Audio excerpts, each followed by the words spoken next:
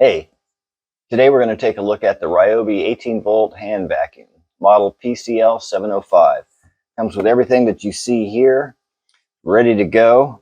Love this connector on the front here that you can actually hook up hose accessories and attachments. You buy the hose accessory kit. Comes with the different hose attachments.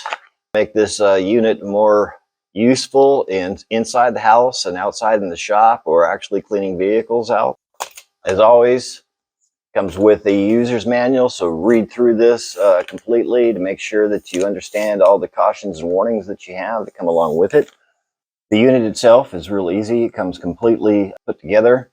If you take it off to actually clean out your dust, you're going to press the button on the top and it's going to rotate off.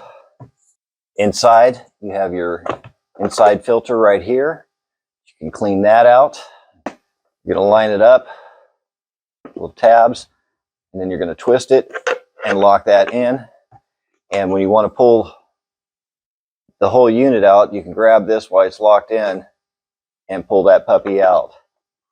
One thing that I found that's very important is when you put it back together, you've got to get this dust collection portion hooked back up correctly. If you do not have it connected correctly, it will not power up.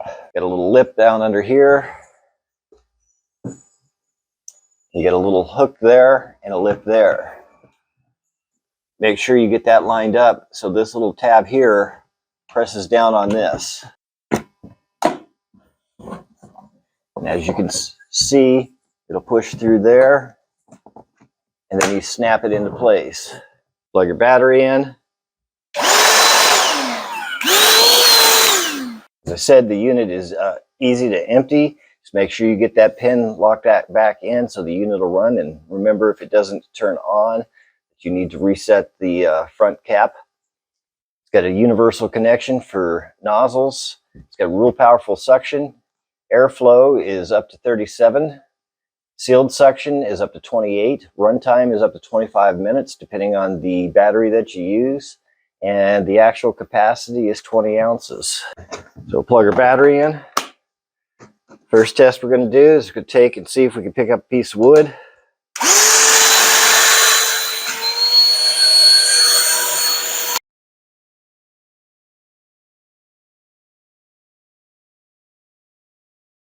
Nice thing is that the actual intake is clear, so you can see if you get clogged up, you can take it apart.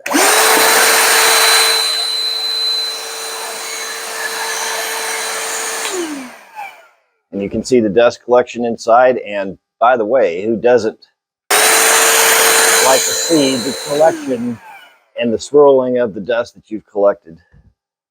So let's go ahead and take it out and see what kind of uses we can use it for.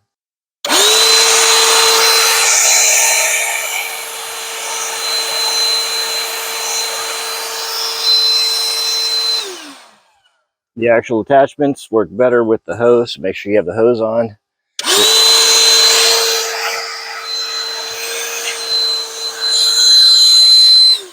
Got our little brush on there. Got our little crevice tool. The other use that I found for it that's really great is I actually use it to clean out my dryer vent. And so let's take a look at how we do that. Put on our crevice tool, pull out our lint trap.